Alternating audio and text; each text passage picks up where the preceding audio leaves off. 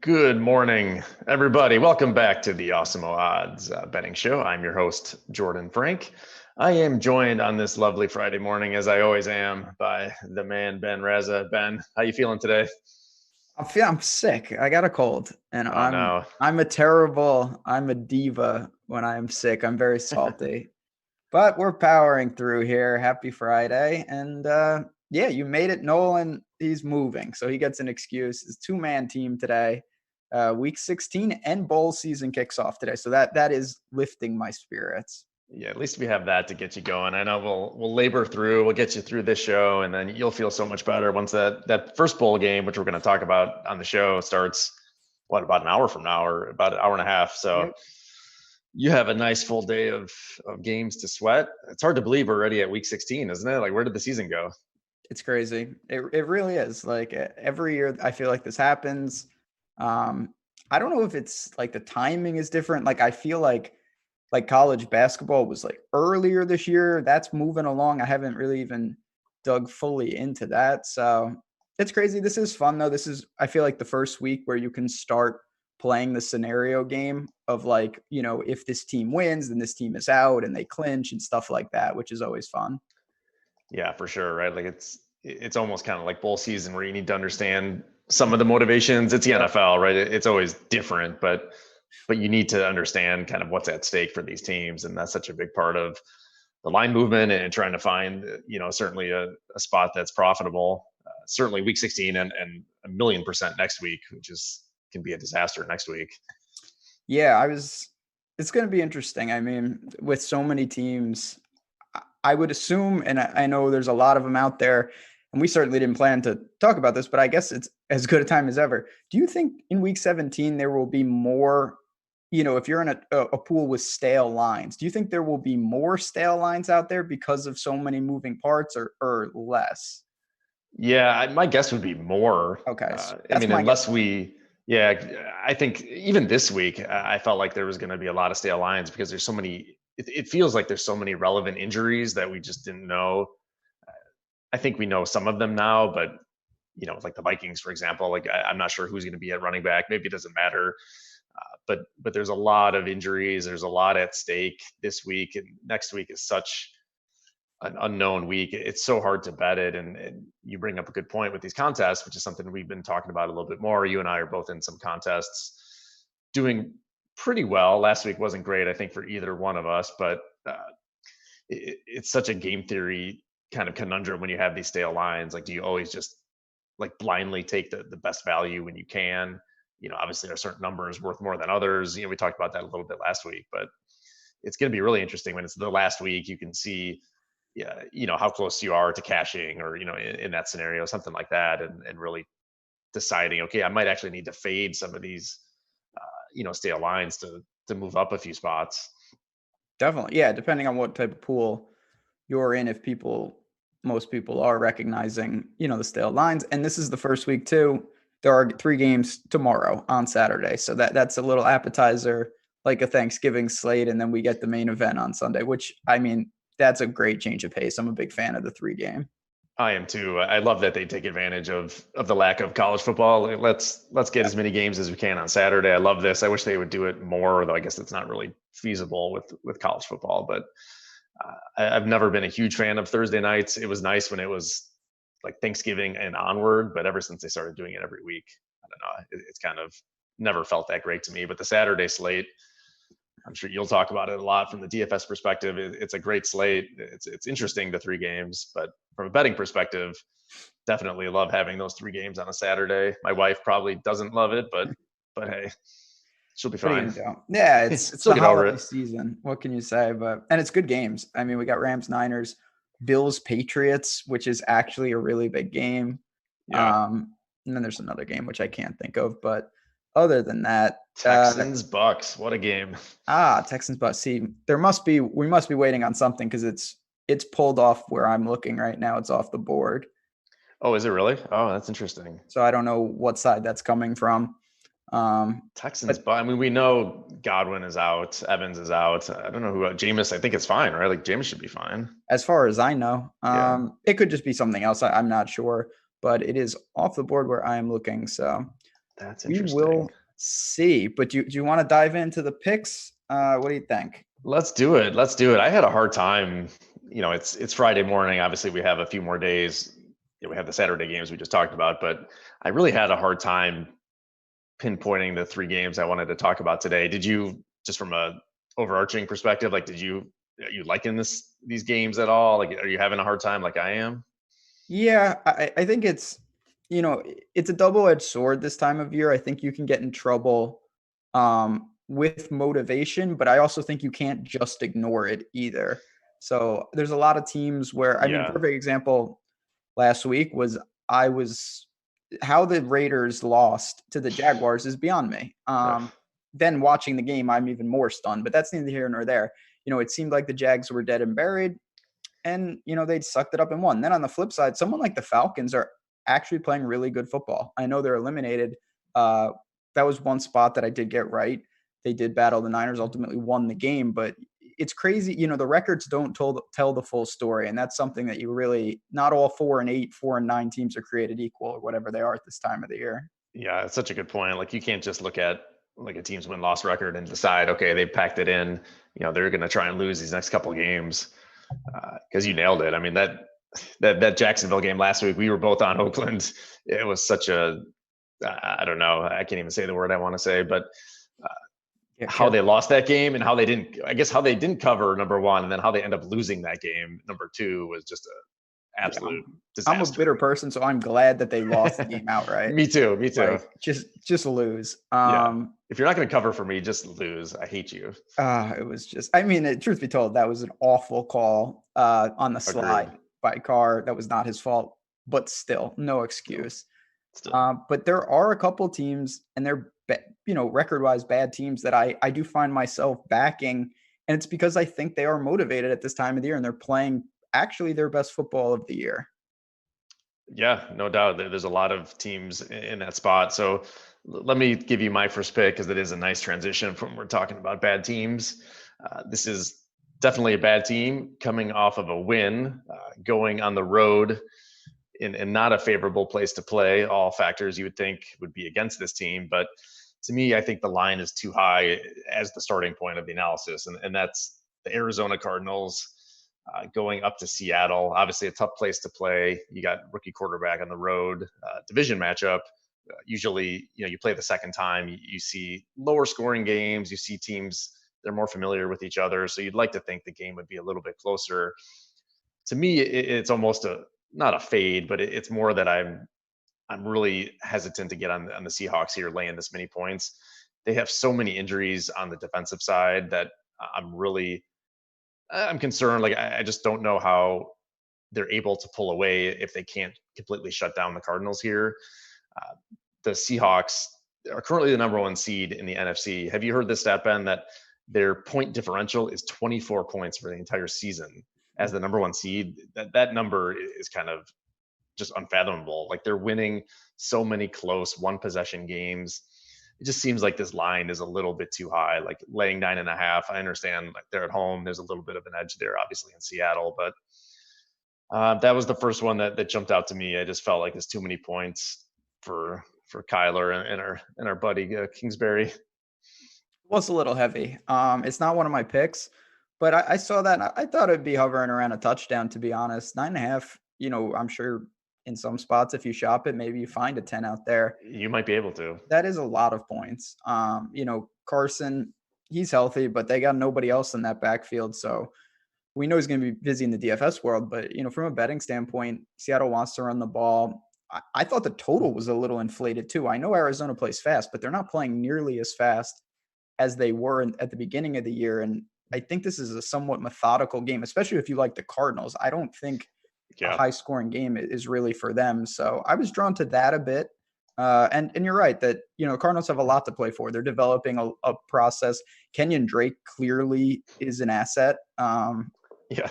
Did you see that last week? Did you Ungodly. have some exposure to him? I had the big goose egg in exposure, but that was honestly not something I sweated. I wasn't even close to playing him, so wasn't like, oh man, I should have. Like, that was not happening. So more power to the people that got there. Yeah. Yeah, no kidding. We'll have to see. I mean, they're going to get a high draft pick, and they're going to have to start building around Kyler, which I don't know. I mean, this is a totally different show. What do you think they're happy with his first year? Sad in the middle? I feel like it's a pretty not a strong take one way or the other so far. Jury's still out a bit. Yeah, I think you're probably right. I think people do see the upside is there. I mean, they see Lamar and they want to believe that Kyler is going to turn into Lamar like in year 2, and I don't think that that's on the table. But I think you do kind of have some expectations that are probably a little bit too high for him. But I think they have some excitement. It's definitely they're in a better position than they were, a year ago. Being able to at least theoretically build around him. It's the biggest advantage in the NFL, right? Is a rookie or a quarterback on a rookie deal and being able to build around him when he's, super cost effective. But yeah, I think it's kind of like in the middle. What do you think?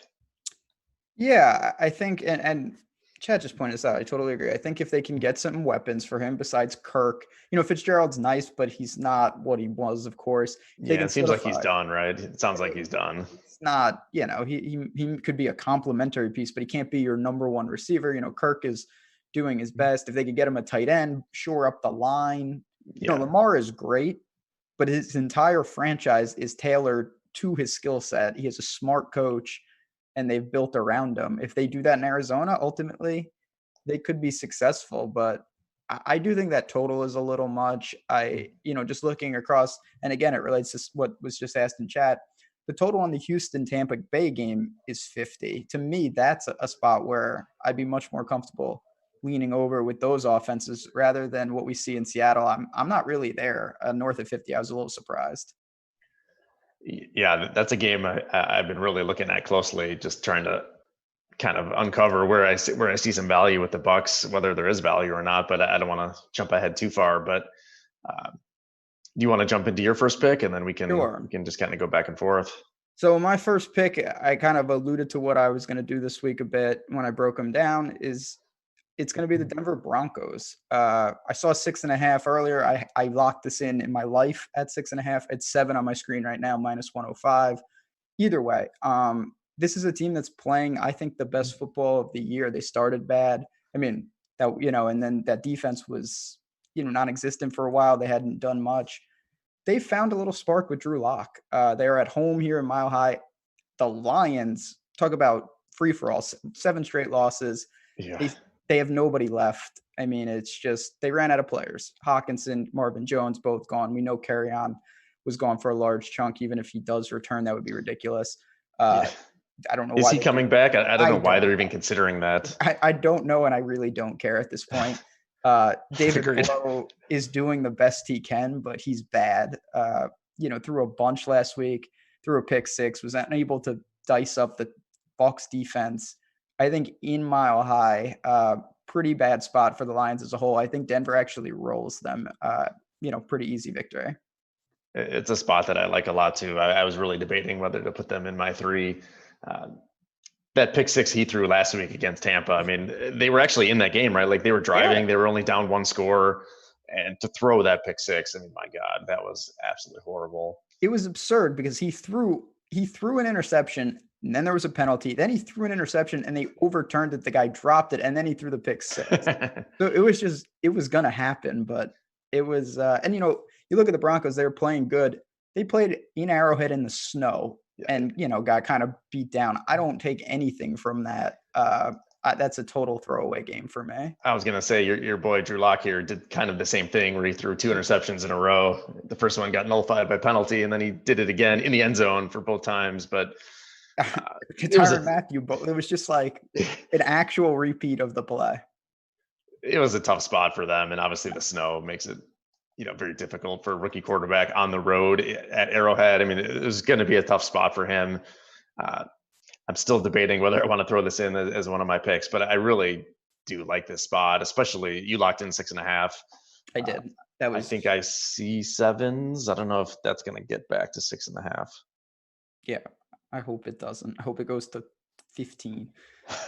But that's neither here. Then you've got yourself a nice middle. You might have to go for that one. Yeah, my middles this year have been non-existently bad, but that's neither here nor there. Yeah, like I said, it's a team. You look at the records and it seems similar. The Lions and the Broncos couldn't be in more different places to close out this 2019 season. That's for sure. That's for sure. Like I don't understand why they would even consider bringing back Carry On. Again, I don't think it makes a huge difference one way or the other, but just from a just real life perspective, that makes zero sense to me. I don't know why they would consider that. Yeah, I agree. That makes no sense. I like it. I like it. I mean, the Denver can definitely shut down Galladay. I mean, it's going to be a struggle for Detroit. They have, basically no run game. You make that team one-dimensional. Denver's defense has been playing well. I mean, last week probably, is that outlier of such a tough spot, and Mahomes is getting right. I like it. I like that spot a lot, actually. I mean, we don't really. This is a mini snake, I guess. If you want me to throw out the second one here. Yeah, go for it. Why not? Let's snake it.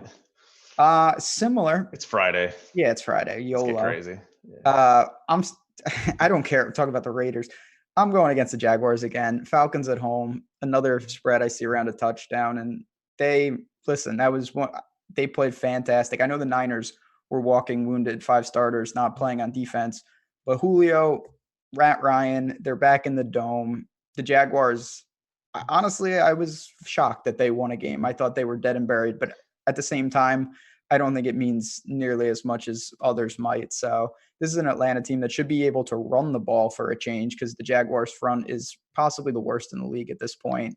They are at home in the dome. Matt Ryan, Julio again. No one can stop them on this Jaguars team. Gardner Minshew and co. I think that was more just a product of the Raiders being inept than anything else. So I'm going to stick with the Falcons, who I do think are motivated to play well and maybe save Quinn's job. I don't know if that's possible at this point, but they seem to be motivated at least. They do seem. They've another team that's record does not tell you the whole story, because they've been playing so well these last 4 or 5 weeks. And this is a game that I did want to pick. I did have Atlanta as well, for a lot of the reasons that you said. I mean, really, I do want to just fade Jacksonville again. I'm not buying a lot of stock into what happened last week. We've already talked about that game with Jacksonville, but they were pretty much dominated for 3 quarters by a bad Raiders team, and somehow pulled off a miracle win. And I think Atlanta's going to control the ball. They're going to run it. I really think they're going to have success against that Jaguars front seven, which has been just kind of a mess these last 5-6 weeks. Talk about a team that I thought had basically given up was Jacksonville. And that's where, I was just debating whether last week has any merit or not. But to me, it's a different scenario going, back into the dome in Atlanta. It really is a tough spot for them. I like Atlanta here. Like you said, they are playing motivated. I don't know why. I don't know what happened to this team. Like, why did they flip the switch? Nothing really changed. They were more injured, I think, at that point. I mean, Freeman was out. Obviously, Ridley's out now, but I don't think that makes a huge difference. Certainly doesn't move the point spread. It's not like going back to the Broncos for a second. They made the change to Drew Lock, and it seems like it somewhat got this team a little, push. And that happens sometimes when you make the switch. Carolina is doing that, not to get a spark. I think they just want to get a look at Will Grier. But the Falcons are just the Falcons. And, but I do think they are playing well. And I wouldn't be stunned to see them win out to kind of close the year. Yeah, I wouldn't either. I'm not sure who they have next week, but obviously this game it's not the Saints. But... I'm not sure. I don't think it is. I can look here, but they played Thanksgiving. I don't know if they played again. Hopefully it's someone awful, so I sound smart. Yeah, I might abort that prediction before it even gets off the tarmac here. But yeah, I mean, Chad, I think it's a fair point to bring up. Friend of the show, Mike, says there could be a hangover effect from last week. That was a wild game. It was. But I do like that they're back home. If this was another road game, I wouldn't be nearly as enthusiastic. Another thing, again, can I quantify this? No. The Jaguars are a mess. They fired Coughlin. People were not thrilled about all what was going on with not getting recommended to go to free agency. I don't know if you saw that story. Yeah. The Jaguars have some issues right now on the field and off the field, it seems like. Yeah, it does seem like they're in disarray on both kind of fronts here, on the field and then also upstairs, and that never translates to playing well on the field. Atlanta is going at Tampa Bay week 17. Definitely a winnable spot there. That'll be an interesting game. Super winnable. Tampa Bay is also an anomaly. Like they can beat anybody, and they Yep. could also lose to Lose to anybody. They're wild. They are wild. I really want to take Tampa, but I just don't know if I can get there yet. That line has moved so much. They're now +3 at home. I mean, I'm getting ahead of myself here, but no, I think we're both on the same page here with Atlanta. It just seems like the good times are going to continue to roll. Maybe there is kind of a hangover. I heard somebody describe like that game was like the Super Bowl for them, which I think that's a little bit overblown, but you can certainly see, some sort of regression after that game against the Niners. But I like the spot. Is that your second pick? That is my second pick. I'm going to stick with it. Nice. No, Yeah. I do. Like I said, I think we both talked about it's a good spot. All right. Well, are you going to take Tampa or are you going somewhere else? I'm going to go somewhere else, but I kind of want to caveat it that I really want to get 3. It's at 2.5 right now. And it did get to 3 at some point. I think this we have week. The same game. Tennessee? Yes, sir. Oh, wow. Good. I like it. him on the money line, but go ahead. Agreed. I mean, I'm probably going to, I have not bet this in real life, which annoys me because it did hit 3 at some point and then just immediately got bet back down. So, that's a good sign. Like the Sharps are betting that number at 3. You got the Saints on the road outdoors. I mean, there's a lot of data obviously showing that, they just don't play as well on the road. Tennessee, I had them last week against Houston. This is the first time they kind of bit us. I want to keep riding this train with Tennessee. I think obviously they're going to ride Derrick Henry here. Seems like he's fine. Like there was an issue last week, but he still had a huge workload last week. And they're playing for the playoffs. I mean, the Saints obviously are motivated too and are playing for a bye. But this spot for Tennessee, Tannehill's been playing well. We've talked about it, I think, over the last few weeks. He's minimizing mistakes, which is going to be key here against the Saints defense. The Saints defense is very opportunistic and obviously is going after the ball. So I think as long as Tannehill can kind of play within himself, keep it relatively simple, they're going to run the ball a lot. Saints have some injuries too that we can talk about, but it's too good of a spot, especially if I can get 3 here. I mean, that's my goal now is to try and I think you just have to wait until basically on Sunday morning because the public's going to bet the Saints here. And I definitely want to get the Titans +3 at home. Yeah. I didn't even know I've never seen it. I know you just said it and it hit 3. I missed that completely. I'm also waiting. I like Tennessee. I like Tennessee to win the game. Not that that's a huge shock. I mean, it's a close to a pick 'em, but they absolutely need this. I think it's an awful spot for New Orleans, to be honest. They're coming off the Monday night coronation of Breeze. That wasn't even a game. I mean, they were just fooling around against the Colts. Now they go outside to a Titans team that is as desperate comes. Texans got a huge win there. And yeah, they're going to get a healthy dose of Derrick Henry. They've had specific injuries to the front. Davenport and a couple other guys for that Saints team are all banged up. The secondary is very good. And if New Orleans gets ahead, I don't trust him. I'm not nearly as sold as I know he's playing good, but I don't want to see Tannehill, EJ Brown and the gang try to bring them back. This is legitimately to me like a 30 carry Derrick Henry type game where it's all in. And you got to see what happens. So if he is banged up, that is beyond a red flag, but I think he's fine. He's just more maintenance. So one of the two of us, I won't say which one, came second place in the Millie Maker riding Derrick Henry. Are you going back to the well? I just gave it away. It was you. It was one lineup, which is not representative of anything. I don't play Derrick Henry often because he just never catches. And it's so hard on full PPR sites to get there. So I have spurts of him. I don't know exactly what I want to do. In the DFS side, Carson is there and stuff, but I do think there are real scenarios where he has his highest carry total of the year in this game.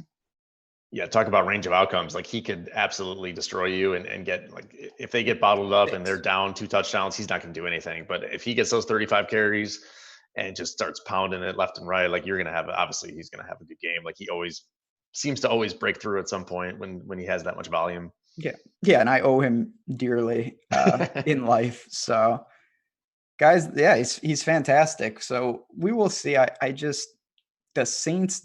That's the other thing with them. They seem to do this, and maybe it's not as late in the year, in the sense we saw them sleepwalk through Week 1 last year against Tampa. There are spots though where the Saints just look awful, and it's usually not in the dome. As I lose my voice here, but I do lean to the Titans in this spot. Yeah, drink some water over there, drink some tea. We always talk about the value of shopping around. So I just pulled up a screen that has 6 or 7 different books for this game, and there is a +3 out there right now. So it just kind of reinforces the importance and the need to always shop around. Like you just need to have access to multiple lines because most of them are showing 2.5 right now, but you have a 3 out there and there's not a lot of juice on it. It's only 5 cents more than 2 and a hook. So it's absolutely worth it to have, multiple accounts and being able to bet in different spaces. It's such a huge advantage. It really is. Oh, yeah. I mean, that's if you're actually betting in real life, you have to try to shop these lines, especially in the NFL, because the key numbers are just so huge. The over-unders are not, it's not like college where, when you have an over-under of 70, it's a little different, but you nailed it. I mean, it's a key number, so it really is so valuable to lock in that 3. And obviously, if it goes 3 and a hook, then that's just gravy. But for now, definitely, if you're interested in Tennessee, you got to get that 3. Yeah, I'm gonna wait because what's the difference between 2.5 and 2? There's another game though that's 2.5, and I want to ask you about it. What are you doing with the Cowboys and the Eagles? I don't know. It's no chance I bet it. I think it's a stay away. I don't know. I've been wrong with the Eagles so many times, and they just keep losing guys every week. Man, it's a fascinating game, right? Like the playoffs are on the line for both teams. It's all kind of come down to this. They're at home, like they're a dog now at home. I mean, I would typically tend to lean to the Eagles. Let's see, I've had the Eagles the last few weeks, I think, and it's certainly come back to bite me. Like they don't look right. And obviously there's just so many injuries on this team. Do you have a strong opinion on it, or is it just a stay away for you? It's definitely a stay away. In theory, of course I've seen both teams. It seems like Dallas should roll them, but I've said that so many times this year, and I was certain that Dallas was going to roll the Bills on Thanksgiving, and I was certain that Dallas was going to do other useful things, and they have not. So I'll say this. I think a lot of people think that Dallas is going to smoke them again, like we saw in Dallas. Yeah. I'd be stunned if the Eagles don't play well. I'm not saying they're going to win the game, and I know it's a virtual pick 'em, but I don't think we're going to see a bad performance. I think that the way they've been winning has actually helped them, in a way that they've got these guys, I think, motivated and ready to go. Greg Ward and co. I know they're bandaged together, but I do think they're going to get it. If Dallas wins, they're going to have to play well. I don't think the Eagles are going to look bad at home. I actually think it'll be a pretty competitive, high-level game. I agree with you. I think there's always an overreaction built in, and I think the Dallas win from last week, crushing the Rams, is certainly built into this line. I mean, I think these teams are pretty evenly matched. I don't think Eagles should be a dog at home here. Obviously, the injuries take its toll, but season on the line. If I had to pick a side, I would definitely pick the Eagles here. But I was just kind of looking at, we talk about like these stale lines. So like one of the contests that you and I are in, it's 2.5, Phillies +2.5, which is at least a point or a 1.5 better than what it is right now. And it's the same kind of situation. Like, okay, like you're getting a better number in a vacuum.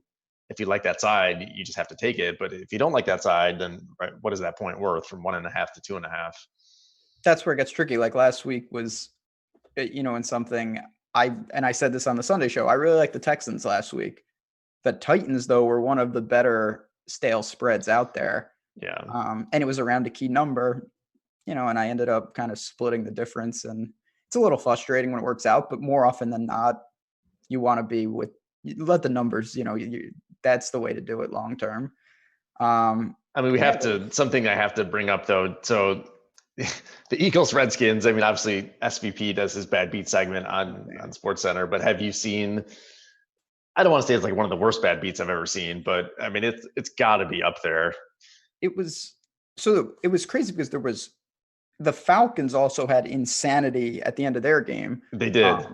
Which killed large teasers. Thank God I was Yeah. on the Falcons in life, so it didn't matter Yeah. to me. But the Eagles one, first of all, I thought that it was 3. I wasn't paying attention. I thought the spread was 3.5. So when I saw that, I didn't even think anything of it. Then I learned afterwards that ridiculous.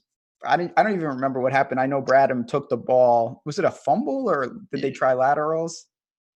It was kind of a combination. I think it ended up being, I think it was like, it was graded as a strip sack, like a sack fumble, but it looked like he was trying to kind of throw it and the ball bounced around, hits like 3 guys. And then obviously the Eagles get it and run it in. Now that teams are trying to, and I get it. Like I feel like more teams are more willing to do the lateral. Like you're going to see more of that. And that's what the Niners did, right? Like they started lateraling it, and that led to the touchdown. It was on the kickoff, I think. Yeah, it was. Yep.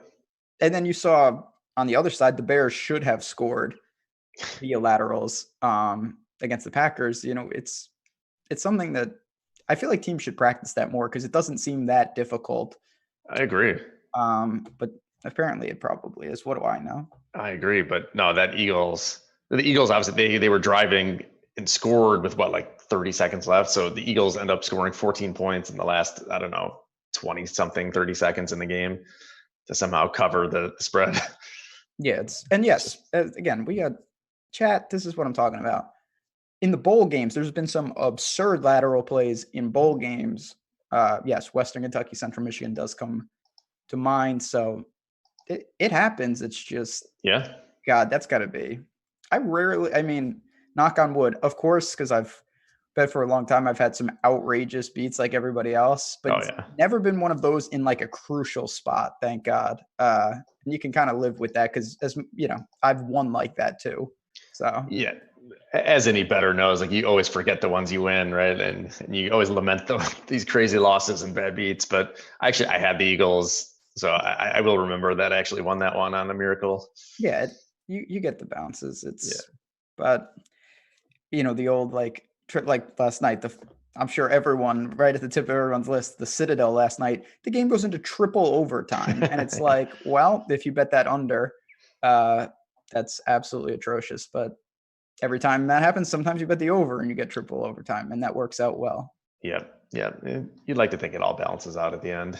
Yeah, that's what they keep telling me. Yeah, that's what they say. I don't buy it. It's some BS right there. Any other games you want to hit on real quick? And then obviously let's talk about the 2 bowl games today, but any other NFL games really caught your eye? The only game I wanted to ask you about is, you know, this is Kirk Cousins' time to shine. He needs it badly. He has no running back.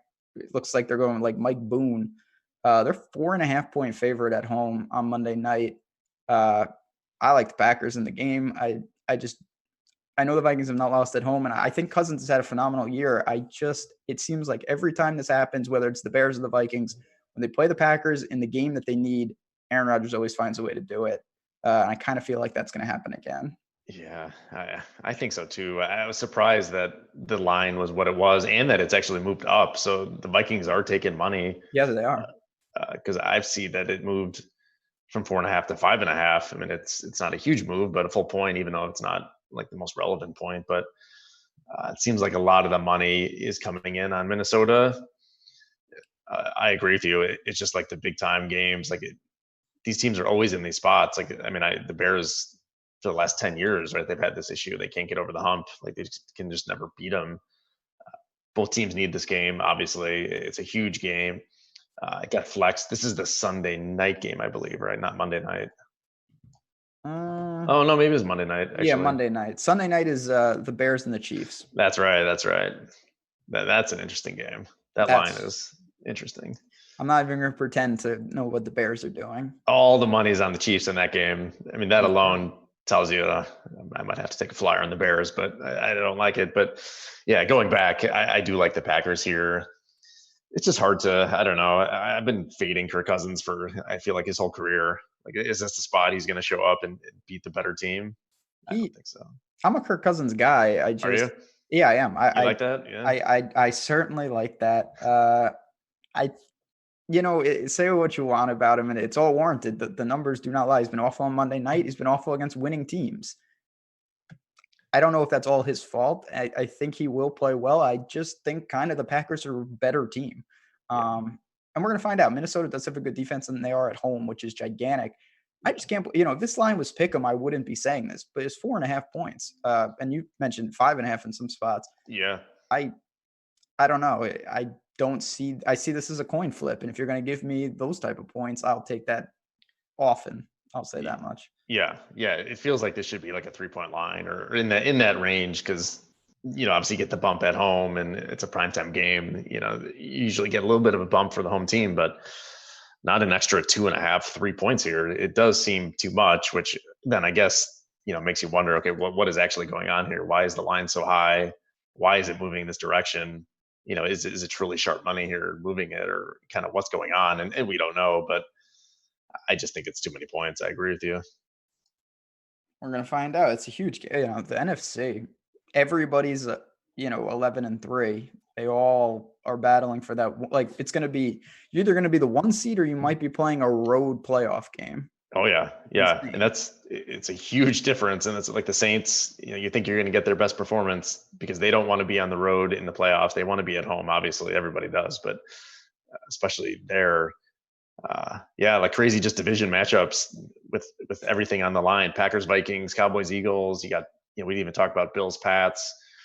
I guess Rams, 49ers, though the Rams are basically out of this, but still division game. Do you have any, let's real quick, Bills, Pats, any thoughts on that game Saturday? I think that, I hope the Bills win, but ultimately I think the Patriots will do enough to just do what they do and win. Bills are in. They've done, I don't want to say they don't have anything to play for because they do. Yeah. I just, in Foxborough, then again, I really like the Patriots in Foxborough against the Chiefs. That was one of my favorite bets of the whole year, and it did not materialize. So maybe, and they went into Pittsburgh and grabbed a win. That the Bills have been doing it. Still don't see them getting this done though. It's a tough spot. It's a tough spot. I guess can they keep it within a score, right? Within 7 here is the question. But Patriots are so banged up. Like I don't know who's going to play.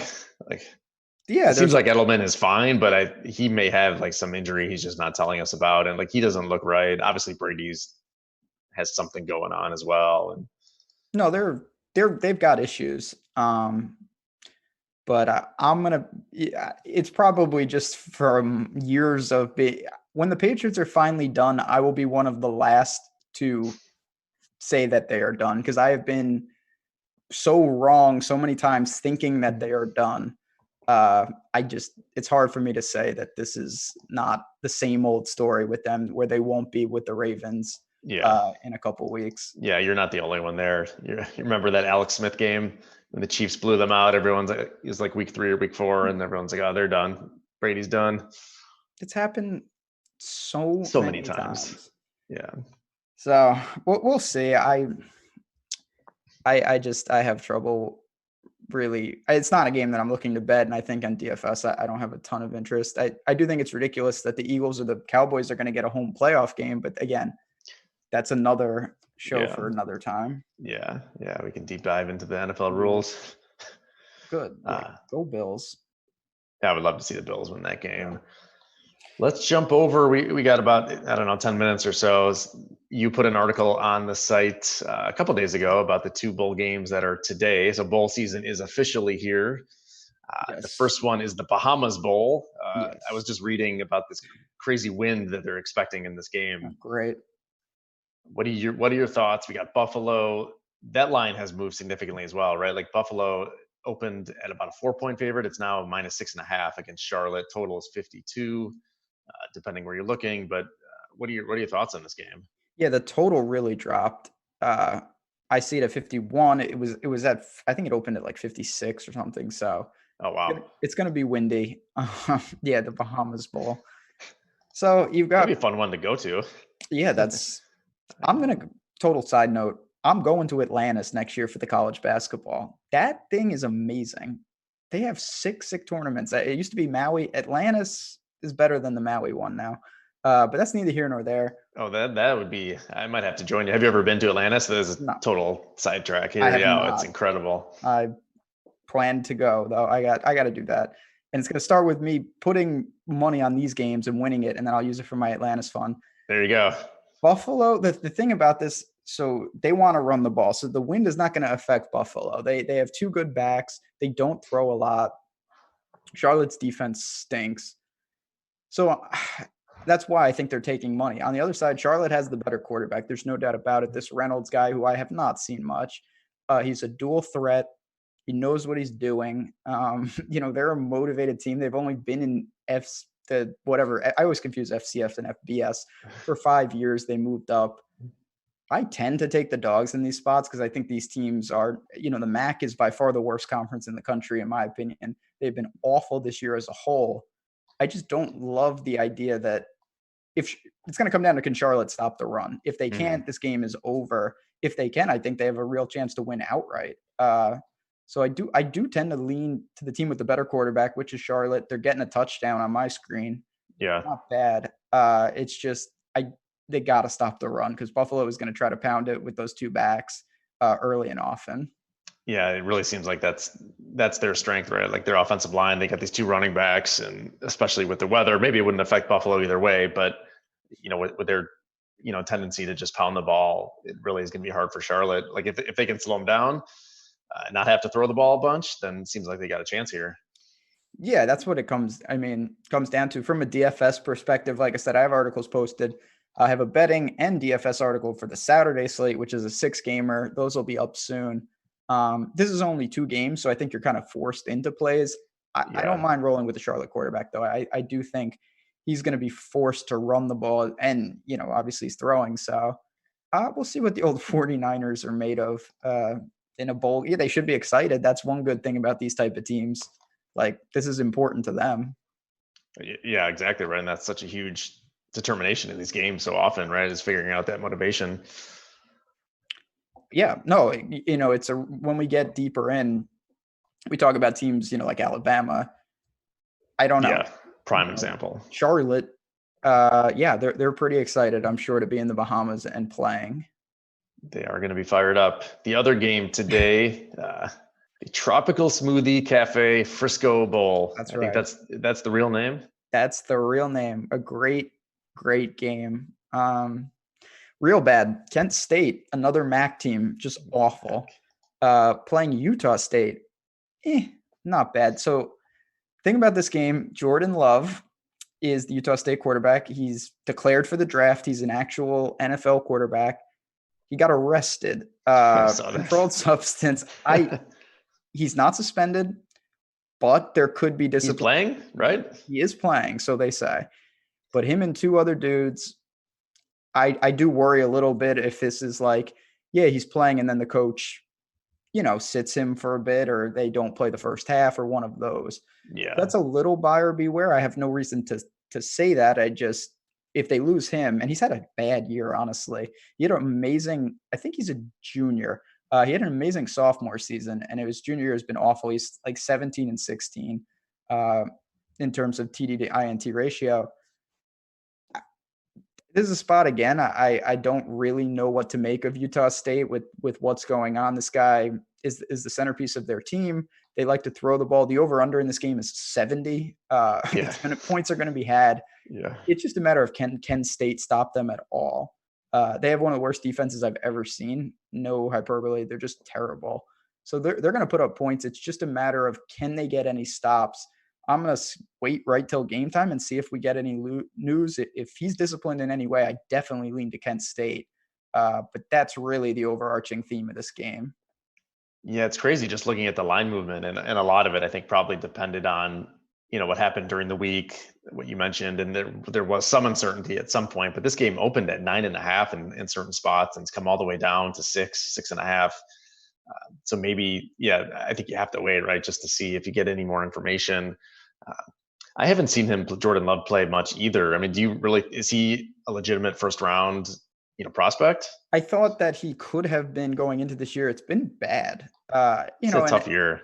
It is. And it can be difficult. Obviously, I'm no QB evaluator. Like, I Josh Allen was somebody that I mean, I watched a ton of Wyoming football. He didn't have the best weapons around him, but he was always, I thought, stood out.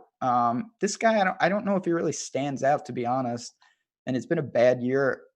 I don't want to say this is an important game for him because I don't know if that's true, but I Mm. do think it would speak volumes if he played and played well to kind of put a bow on what's been a pretty subpar year. Yeah, it's always interesting. Number one, he decided that he was going to play, and then obviously had the issue off the field, and that And there he's was already some uncertainty. declared. So Yeah, he's already declared, right? So he could have not played this game, and maybe there's some extra motivation there to show the scouts what he can do. But yeah, it's an interesting game. Yeah, I don't know. I mean, I don't have a strong opinion either way. I mean, are you leaning one way or the other? I think if I had to take the game, I would lean to the points just because, again, in bowl games, there's a lot of uncertainty. I tend to, when you have teams of this caliber, I don't see a stark difference in talent. And Yeah. we're going to there's 40 bowl games. So there's a lot of teams there is one game tomorrow that I wanted to mention. Okay. I was going to ask you. SMU and Florida Atlantic. The game is in Boca, in Florida Atlantic Stadium, but they don't have Lane Kiffin. And I do think that matters quite a bit. He's at Old Miss, over under almost 70. I just think that SMU is going to honestly roll them. They just have such a prolific offense. And I really do think not having Kiffin is more important than honestly other coaches. Maybe it's just because it's Kiffin and I think that and I'm wrong. But just the way that team is constructed, I have a feeling Florida Atlantic's play calling may be a little disrupted and just the flow of that offense. And against an SMU team that hangs 40 basically every week, I don't know if the old Owls will be able to keep up. So I jumped on SMU as soon as I saw it, and we'll see what happens tomorrow. Yeah, that's an interesting one. That line is what, 3 or 3.5 right now, looks like? I was 3 this morning. On my screen right now, it's 3.5 minus 105. So Okay. maybe it's creeping. We'll see. Lock it in. Yeah. So stay tuned. You said you put something together. It'll be on the site today, breaking down Saturday slate. It will. From 2 articles. We got a DFS one because we have a nice 6-game slate, and then a couple bets that I like, SMU and a few others that we will get into. We'll see if we can find some gems like Montana State from last week. Oh, beautiful. Yeah, I did like that one. Awesome. Oh, great. Well, we got to get going here. Everybody, good luck this weekend. We will be back next week to break down the final week of the NFL season, obviously talk about some more bowl games, and look ahead to the NFL playoffs. Have a great weekend, Ben, and good luck to everybody. Good luck, everyone, and we will see you next week. Take it easy.